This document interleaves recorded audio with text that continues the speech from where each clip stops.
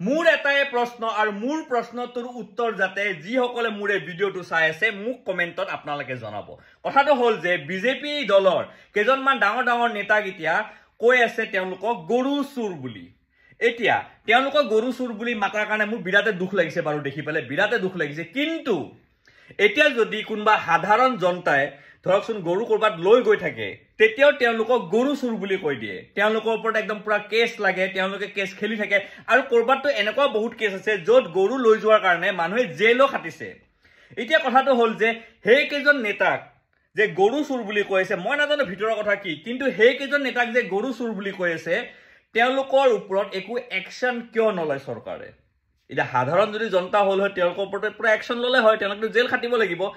এই কেইজনৰ ওপৰত একশ্যন কিয় নলয়? এই কেইজনৰ ওপৰত একো তদন্ত কিয় নহয়? মই একো নাজানো, মোৰ জাষ্ট এইটোৱে প্ৰশ্ন। কমেণ্ট কৰি জনাব আপোনালোকে কি ভাবে। জয় আই অসম।